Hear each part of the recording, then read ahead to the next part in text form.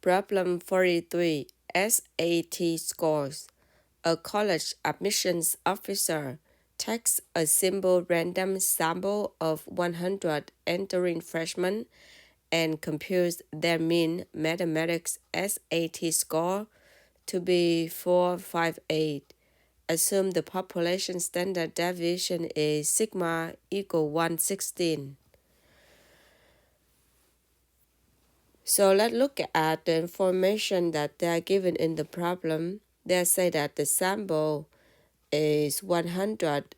The notation for the sample size is n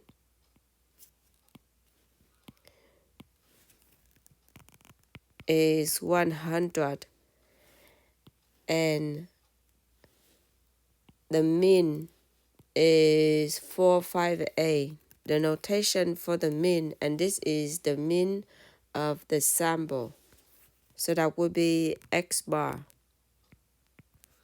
458. So we know that this is the mean of the sample because they say and their mean. So their mean, the mean of 100 freshmen. And we know that the sigma is 116. In part A, we want to construct a 99% confidence interval for the mean. To construct a confidence interval for the mean, we have the formula is point of estimate plus minus margin of error. So point of estimate means the x bar. Point of estimate is x bar plus minus margin of error is z sigma divided by square root of n. Or this is the same formula, and this is the estimation for the population mean. So mu is the population mean, is between of x bar minus z times sigma over square root of n and x bar plus z sigma over square root of n. Okay, we can plug in the number now. So we have 458.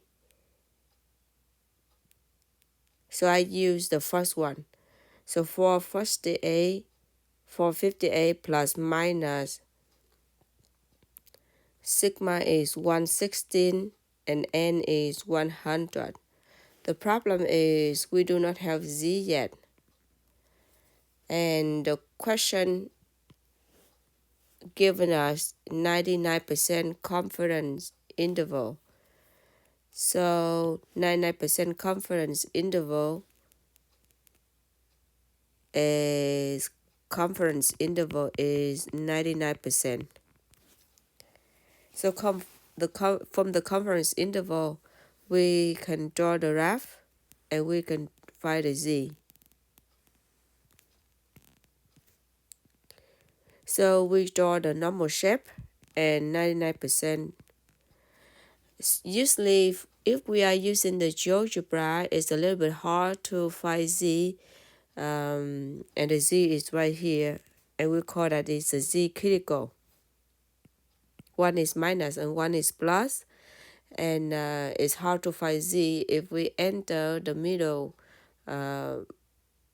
percentage. So this is the same thing as the tail right here or the tail right here. You can either use one of them.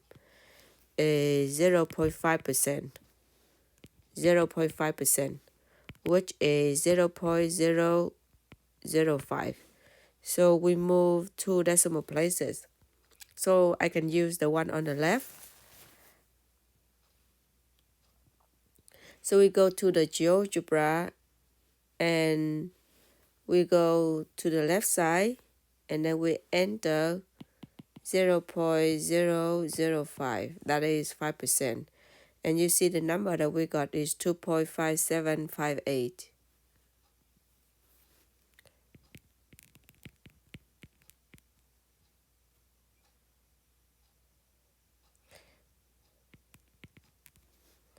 And the other side have to be negative 2.5758. We are using the left, so we see the number is negative. So plus and minus already take care of the positive and negative z. So we just put in 2.578. Now it's equal 458 plus minus. We calculate this part. Okay, we can use GeoGebra for that. So you go to GeoGebra, scientific calculator.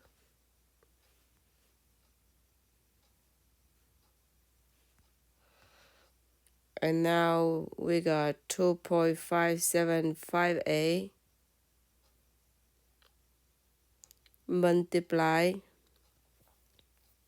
116 divided by square root of 100. And we got the answer is 29.879.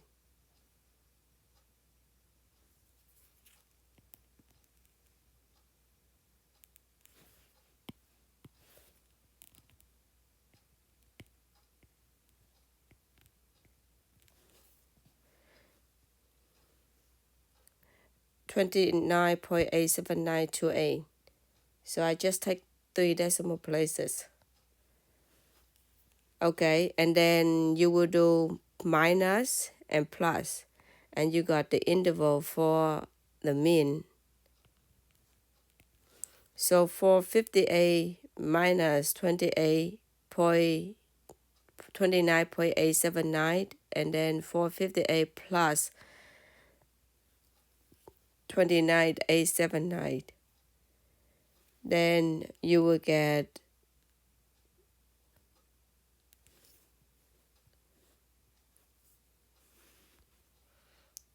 458 minus 29.879.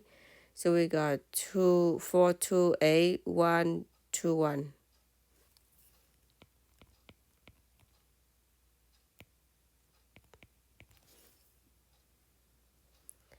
And the other one, we have 458 plus 29.879, and we got 487.879.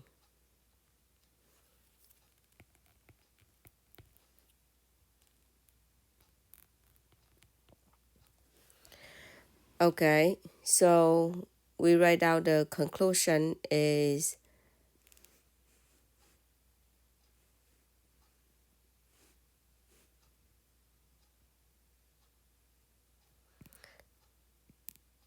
99% confidence interval for the mean mathematics SAT score for the entering freshman classes is between. So you copy this sentence down in your answer. Is between 428.121 and 487.879. Okay, so you look at the GeoGebra work if you want to use GeoGebra. So what do? Is you go to the GeoGebra displays and you click on the word statistics. Is on the left corner. Okay, and I already input the work. So our numbers right here is 100. And I took a picture of this and here. So first of all, we have to choose the z estimate of the mean. So we are finding the z, and this is the estimation for the population mean. We enter the confidence interval is 99 0.99. The sample, under the sample, we enter the mean 458. The standard deviation is 116 and the sample size is 100. So what do you read is right here. They telling you the upper and the lower limit. First of all, you look at this part, the very last line. This number right here is after the plus and the minus. So that is the margin of error. After the plus and the minus is the margin of error. So the margin of error is 28.879 we got from the manually work, and it's very close to the GeoGebra work. And we got the upper and the lower. So the upper and the lower are here. So the smaller number we call lower limit, and the bigger number we call the upper limit. Okay. So you do the same work. And for part B, it said that if a sample size were 75 rather than 100, would the margin of error be larger or smaller than the result in part A, and explain. So if you cannot answer this question, then we just go ahead and calculate the margin of error. Okay, so for part B, the question only asks us to compare the margin of error. So margin of error with the confidence, with the sample size with n is 75 instead of 100. So the margin of error, again, this is the part of margin of error, is after the plus and the minus. So the formula is z times sigma divided by square root of n. So we know sigma is 116, n is 75. Now we have to calculate the z.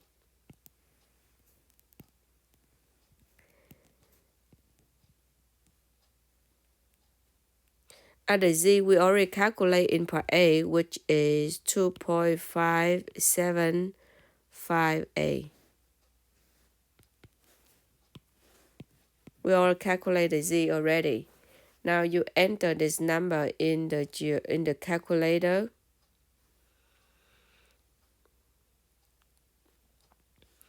(2.575a) multiply 116 and divided by square root of 75. We got the margin of error is 34.5.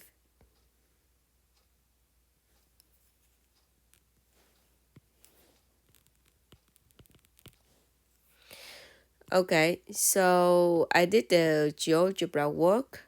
What all I did is I changed this number. Instead of 100 that we have before, I changed it to 75. I don't need the result for the whole thing. I just look at the plus and minus, the number after the plus and the minus, and that is the margin of error, and that's give us 34.5. Okay, now for part C, if the confidence level were 95% rather than 99%, would the margin of error be larger or smaller? So we want to calculate the margin of error with the confidence interval is 95%. For part B, we need to explain, right? Let's go back and explain. So we remember the margin of error in part A. Let's look at the margin of error in part A is 29, the margin of error in part B is 34, so we will answer is larger. The margin of error with the sample size smaller will be larger, right? So for part C, we also need to compare, so we have to calculate the number. The margin of error formula is z times sigma over square root of n. Because we want to compare with part A, so we still keep the n is 100. Sigma is 116, and the z critical value with the 95%. So each tail right here will be 2.5%, which is 0.025. I go to the GeoGebra, and then I enter 0.025. So I got the point is negative 1.96. That is my z. The other side we copy is positive 1.96. So you calculate this number, 1.96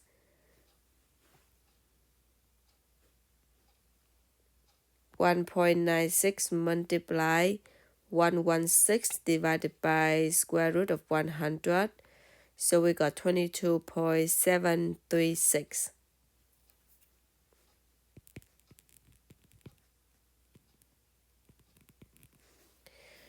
Okay, so this margin of error compared with the one in part A. So the one in part A is 29, and we got 22. So we will answer is smaller.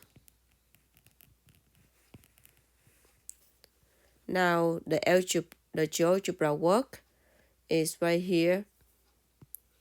We keep everything the same, but we change the confidence level is 95%. So we got the margin of error, the number after the plus and the minus is 22.7. So we get the same. And we compare with part A, and it's smaller. Okay, so now we go to part D. Based on the confidence interval constructed in part A, is it likely that the mean mathematics SAT score for the entering freshman class is greater than 500? The question asks us to go back to part A, and they ask us to look at the confidence interval that constructed in part A. So which is here the confidence interval that we found in part A. And the meaning of this is that this is the estimation for the population mean. So the population mean between these two numbers. So it is from 428 to 487. But the question asking us that is it likely that the mean mathematics score for entering freshman is greater than. Look at those numbers, 428 until 487. They are less than 500, right? So it cannot be greater than. So all of these numbers from 428 to 487 less than 500.